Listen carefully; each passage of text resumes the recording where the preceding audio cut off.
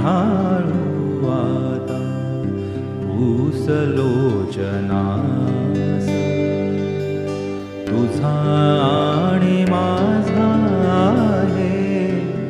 वेगळा प्रवास अयोध्येत हो तू राजा रंकमीवनीचा पराधीन आहे जगती पुत्र मानवाचा दोष ना कुणाचा नको आग्रहाने मजसी परतवू सव्यर्थ पितृवचन पाळून दोघे होऊ दे कृतार्थ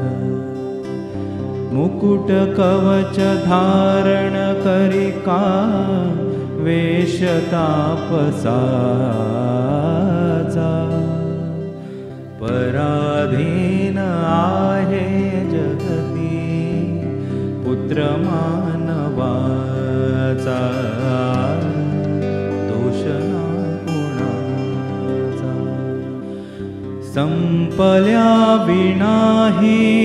वर्षे दशोत्तरी 4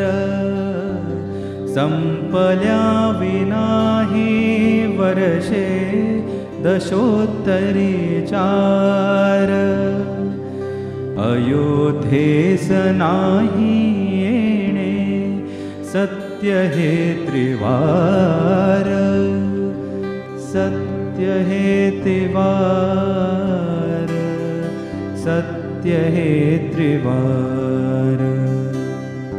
तूच एक स्वामी आता राज्य संपदेचा पराधीन आहे जगती पुत्र मान